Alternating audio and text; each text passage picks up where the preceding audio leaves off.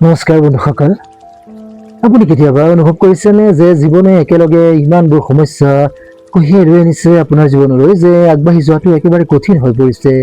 কেতিয়াবা আপোনজন সলনি হৈ যায়, কেতিয়াবা সপোনবোৰ ছিন্ন ভিন্ন হৈ যায়, কেতিয়াবা আকৌ কঠোৰ পৰিশ্ৰমৰ একো ফলেই নাপায়, আৰু কেতিয়াবা আমাৰ কোনো দুখ নোহোৱাকৈও আমি যন্ত্ৰণাবোৰ সহ্য কৰিবলগীয়া হয়।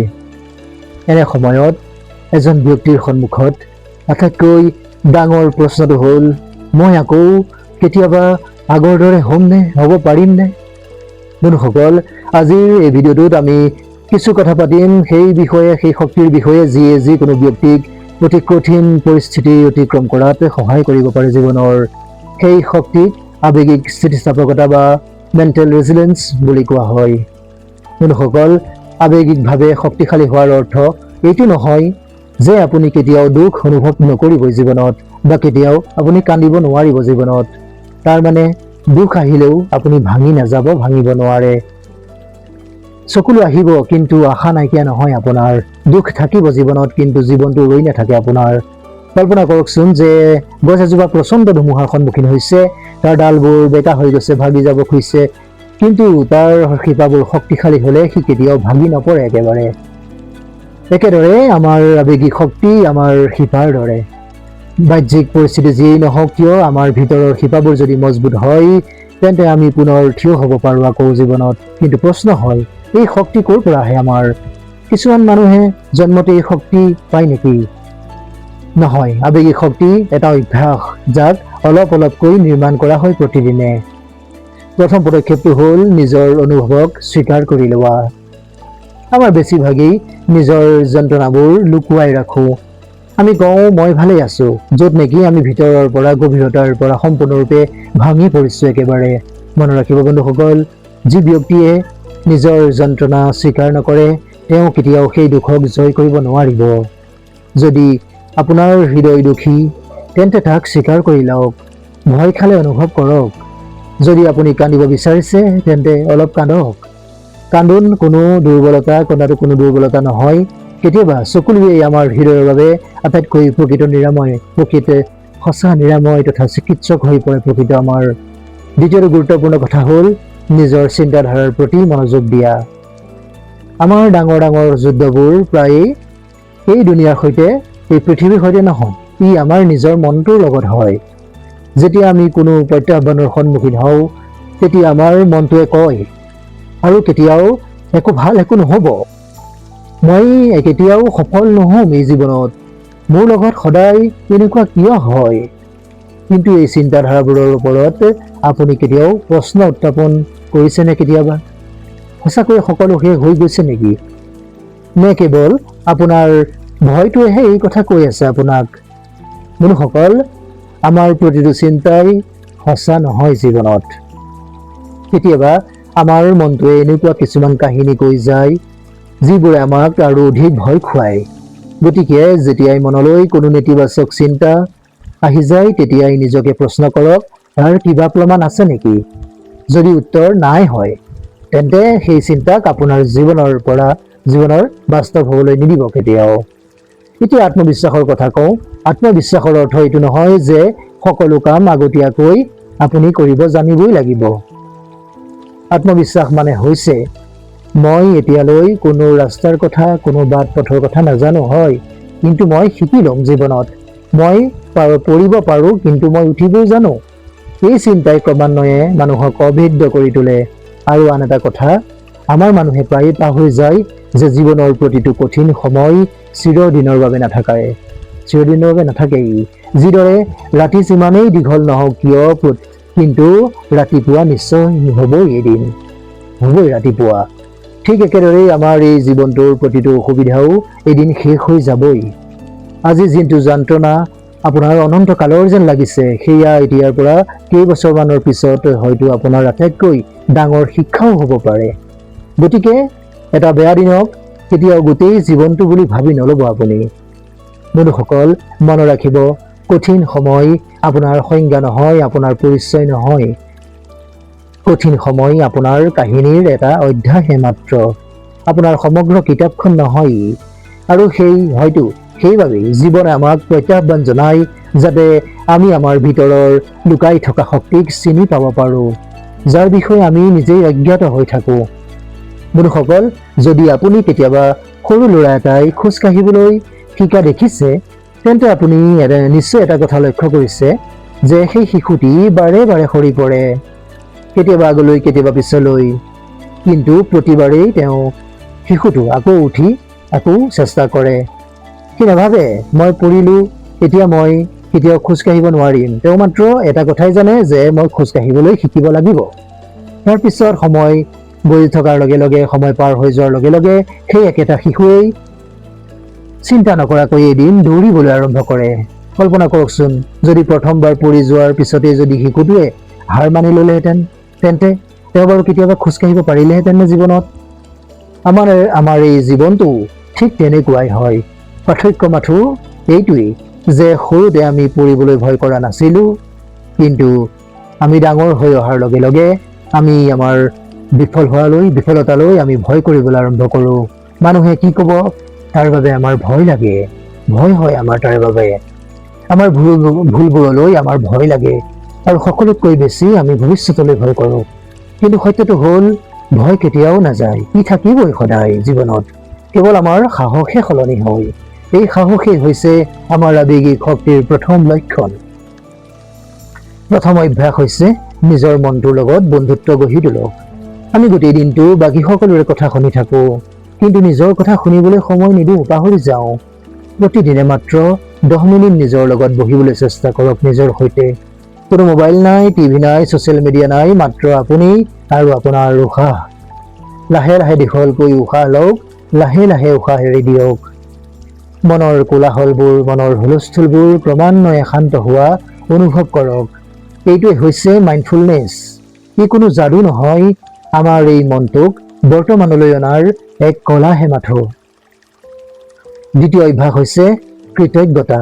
আমাৰ মনটো সদায় আমাৰ হাতত নথকা বস্তুবোৰৰ ওপৰত গুৰুত্ব দিয়ে, কিন্তু আপুনি কেতিয়াবা বিবেচনা কৰিছেনে, ভাবি চাইছেনে যে আপোনাৰ জীৱনত যিখিনি আছে সেয়া হয়তো আন কাৰোবাৰ বাবে কেৱল এটা সপোনহে হ'ব পাৰে। আপোনাৰ পৰিয়াল, আপোনাৰ উশাহ, আপোনাৰ শৰীৰ, আপোনাৰ শিকিব পৰা এই ক্ষমতা, এই গুণ, এই সকলোবোৰেই এক অমূল্য সম্পদ হয়। প্ৰতি নিশা শোৱাৰ আগতে 3টা কথা লিখি থওক, যাৰ বাবে আপুনি জীৱনত কৃতজ্ঞতা প্ৰকাশ কৰে। প্ৰথমতে এইটো সৰু কথা যেন লাগিব পাৰে, কিন্তু কেইসপ্তাহমানৰ পিছত আপুনি লক্ষ্য কৰিব যে আপোনাৰ দৃষ্টিভংগী সলনি হৈ গৈছে। তৃতীয় অভ্যাস হৈছে নিজকে ভাল পাবলৈ শিকক। বহুতেই আনক ভাল পোৱাৰ সময়ত ভাল পোৱা বিলাই দি নিজকে পাহৰি গুচি যায়। ভুল হ'লে আমি নিজকে কঠোৰ শব্দ কওঁ, মই মূল্যহীন, মোৰ দ্বাৰা কেতিয়াও একো নহ'ব। কল্পনা কৰকচোন, যদি আপোনাৰ প্ৰিয় কোনো বন্ধুৱে কোনো ভুলৰ বাবে বিচলিত হৈ যায়, তেন্তে আপুনি তেতিয়াও তেওঁলোকক সেই একেখিনি কথাই ক'বনে? হয়তো কেতিয়াও নকয়, কেতিয়াও নহয় এইটো কথা। গতিকে নিজৰ লগত তেনে ব্যৱহাৰ কিয় কৰিছে? আপুনি ভাল পোৱা কোনোবাজনৰ প্ৰতি যি দয়া আৰু সন্মানেৰে কথা পাতিব, ঠিক সেইদৰেই নিজৰ লগতো কথা পাতক। সেইটোৱেই হৈছে আমাৰ আত্মপ্ৰেম। চতুৰ্থ অভ্যাস হৈছে তুলনা কৰাটো বন্ধ কৰি দিয়ক। আজিৰ এই ছ'চিয়েল মিডিয়াৰ জগতখনত সকলোৱে নিজৰ শ্ৰেষ্ঠ স্বৰূপটো দেখুৱাইছে, কিন্তু কোনেও নিজৰ সংগ্ৰাম দেখুৱাব নোৱাৰে। আপুনি কাৰোবাৰ সফলতা দেখিছে, কিন্তু তাৰ আঁৰৰ হাজাৰ হাজাৰ বিফলতা আপুনি দেখা পোৱা নাই। গতিকে নিজকে আন কাৰোবাৰ লগত তুলনা নকৰিব কেতিয়াও। আপোনাৰ যাত্ৰা বেলেগ, আপোনাৰ সময় বেলেগ, আপোনাৰ গন্তব্যস্থান বেলেগ। গতিকে আৰু প্ৰতিবাহী ফুল একে বতৰতেই নুফুলে নহয় কেতিয়াও। পঞ্চম অভ্যাস, আপোনাৰ দৈনন্দিন জীৱনশৈলী শক্তিশালী কৰি তোলক। যেতিয়া জীৱনটো বিশৃংখল অনুভৱ হয়, তেতিয়া সৰু সৰু ভাল অভ্যাসবোৰেই আপোনাক চম্ভালি ৰাখে। ৰাতিপুৱা সময়মতে সাৰ পোৱা, অলপ খোজ কাঢ়িবলৈ ওলাই যোৱা, পানী খোৱা, ভাল কিতাপ এখন পঢ়া, অকণমান ধ্যান কৰিবলৈ চেষ্টা কৰা, এই সৰু সৰু অভ্যাসবোৰেই মিলি এজন শক্তিশালী মানুহ হিচাপে গঢ়ি তোলে। মনত ৰাখিব যে অনুশাসন সদায় প্ৰেৰণাতকৈ অধিক শক্তিশালী হয়, কিয়নো প্ৰেৰণা প্ৰতিদিনে নাহে, কিন্তু ভাল অভ্যাসে আপোনাক প্ৰতিদিনেই লগ দি যায় জীৱনটোত। এটা সৰু কাহিনী কওঁ শুনকচোন। এজন খেতিয়ক আছিল। প্ৰতি বছৰে তেওঁৰ পথাৰত ধুমুহাই আঘাত কৰিছিল। মানুহে কৈছিল, ইমান কষ্ট নকৰিব, সকলো নষ্ট হৈ যাব। কিন্তু খেতিয়কজনে প্ৰতি বছৰে বীজ সিঁচি গৈছিল। কোনোবাই যেতিয়া তেওঁক সুধিছিল, আপুনি ভয় কৰা নাইনে? কিয় এনে কৰিছে, কেনেকৈ কৰিছে? খেতিয়কজনে তেতিয়া হাঁহিয়ে তামাৰি কৈছিল, ধুমুহাই মোক ৰখাব নোৱাৰে। মোৰ কাম হৈছে বীজ সিঁচি যোৱা, ফল দিয়াটো এই প্ৰকৃতিৰ কাম। বন্ধুসকল, এয়া এক আৱেগিক শক্তি হয়। আমি প্ৰতিটো পৰিস্থিতি নিয়ন্ত্ৰণ কৰিব নোৱাৰো কেতিয়াও জীৱনত, কিন্তু আমি নিশ্চিতভাৱে আমাৰ প্ৰচেষ্টা আৰু আমাৰ দৃষ্টিকোণ তথা মনোভাৱক নিয়ন্ত্ৰণ কৰিব পাৰো। যেতিয়া আপুনি নিজৰ কৰ্মত মনোনিৱেশ কৰে, তেতিয়া ক্ৰমান্বয়ে পৰিণতিৰ ভয় কমি আহি যায়। আৰু এই মুহূৰ্তত মানুহ এজন ভিতৰৰ পৰা শক্তিশালী হ'বলৈ আৰম্ভ কৰে। বন্ধুসকল, জীৱনত এনে এটা সময় আহে যেতিয়া সকলো যেন ছিন্ন ভিন্ন হৈ পৰে, ভাগি ছিগি পৰে, যেন কোনো উপায় নাই চাৰিওফালে। কিন্তু এটা কথা মনত ৰাখিব বন্ধুসকল, আপোনাৰ জীৱনৰ আটাইতকৈ ক'লা সেই সময়টোৱেই আপোনাৰ উজ্জ্বল ভৱিষ্যতৰ এক আৰম্ভণিও হ'ব পাৰে। ইতিহাস সাক্ষী আছে যে এই পৃথিৱীখন সলনি কৰা সকলেও নিজৰ জীৱনত কঠিন সময়ৰ সন্মুখীন হ'বলগীয়া হৈছিল। পাৰ্থক্য মাথো ইমানেই, এইটোৱেই যে তেওঁলোকে নিজৰ পৰিস্থিতিটোক তেওঁলোকৰ পৰিচয় হ'বলৈ নিদিলে কেতিয়াও। এতিয়া এটা ঘটনাৰ কথা কওঁ শুনক। এজন বুঢ়া মানুহে প্ৰতিদিনে নিজৰ বাৰীত এজোপা বাঁহ গছত পানী দিছিল। এবছৰ পাৰ হৈ গ'ল, একো নহ'ল। দ্বিতীয় বছৰ পাৰ হৈ গ'ল, তেতিয়াও একো নাই। তৃতীয়, চতুৰ্থ, পঞ্চম এনেদৰে গৈ থাকিল। তথাপিও মাটিৰ ওপৰলৈ একো দেখা পোৱা নগ'ল। গাঁৱৰ মানুহে তাক লৈ ঠাট্টা কৰিবলৈ ধৰিলে। তেওঁলোকে ক'লে, এই সকলো কঠোৰ পৰিশ্ৰম নষ্ট হ'ব, বিফলে যাব, কিয় কৰিছে এনে, এনেই যাব এইবোৰ। কিন্তু বুঢ়া মানুহজনে একে বিশ্বাসেৰেই প্ৰতিদিনে গছজোপাৰ গুৰিত পানী দি গৈ থাকিল। তাৰপিছত এদিন 5 বছৰ পাছত, মাত্ৰ কেইসপ্তাহমানৰ ভিতৰতে সেই একেটা বাঁহ গছেই, একেটা পুলিয়েই এইবাৰ ফুটুৰখ হৈ গ'ল। কি 5 বছৰ ধৰি গছজোপা একো হোৱা নাছিল নেকি? গছজোপা তেতিয়াও বাঢ়ি আছিল, তেতিয়াও গছজোপাই কাম কৰি আছিল। গছজোপাই মাটিৰ তলত শিপাবোৰ মজবুত কৰি গৈ আছিল। বন্ধুসকল, আমাৰ এই জীৱনটো ঠিক সেই গছজোপাৰ দৰেই। কেতিয়াবা আমাৰ জীৱনত এনে লাগে যেন আমাৰ কঠোৰ পৰিশ্ৰমৰ কোনো ফল পোৱা নাই আমি। কিন্তু সম্ভৱতঃ হ'ব পাৰে সেই একে সময়তেই আমাৰ চিন্তাধাৰা, আমাৰ ধৈৰ্য, আমাৰ এই চৰিত্ৰ শক্তিশালী হৈ গৈ আছে। মনত ৰাখিব, সকলো অগ্ৰগতি দেখা পোৱা নাযায় জীৱনত। কিছুমান পৰিৱৰ্তন অভ্যন্তৰীণভাৱে লাহে লাহে হৈ থাকে আৰু সঠিক সময় হোৱাৰ লগে লগেই সমগ্ৰ বিশ্বৰ বাবে ই দৃশ্যমান হৈ পৰে। এতিয়া নিজকে এই প্ৰশ্নটো সোধকচোন, মই মোৰ সমস্যাতকৈ ডাঙৰ নে মই মোৰ সমস্যাতকৈ সৰু? যদি আপোনাৰ উত্তৰটো হয় মই ডাঙৰ হয়, তেন্তে আজিৰ পৰা আপোনাৰ চিন্তাধাৰা সলনি কৰক। প্ৰতিদিনে ৰাতিপুৱা সাৰ পাই নিজকে কওক, মই পৰিস্থিতিৰ দাস নহয় কেতিয়াও।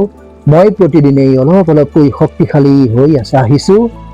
মই হয়তো বিফল হ'ব পাৰো বিফল, কিন্তু মই হাৰ নামানো জীৱনত। মই মোৰ ভয়তকৈ শ্ৰেষ্ঠ ডাঙৰ হয়। এই পজিটিভ বা ইতিবাচক কথাবোৰ দৈনিক পুনৰাবৃত্তি কৰি যাওক।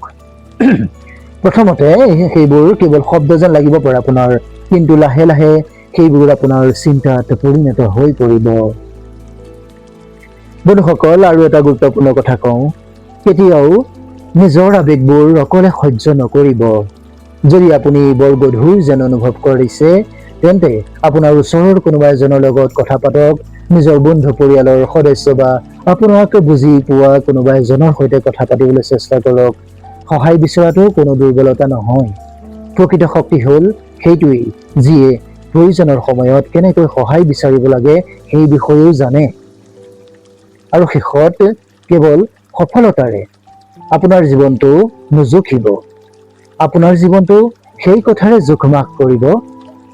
জোখ-মাখ কৰক যে কিমানজন মানুহৰ মুখলৈ আপুনি এই জীৱনত হাঁহি লৈ আনিছিল, কিমানবাৰ আপুনি পৰি যোৱাৰ পিছত পুনৰ উঠি আহিছিল, আৰু কিমানবাৰ অসুবিধাৰ মাজতো, বিপদৰ মাজতো আপুনি কেতিয়াও আশাবোৰ এৰি দিয়া নাছিল।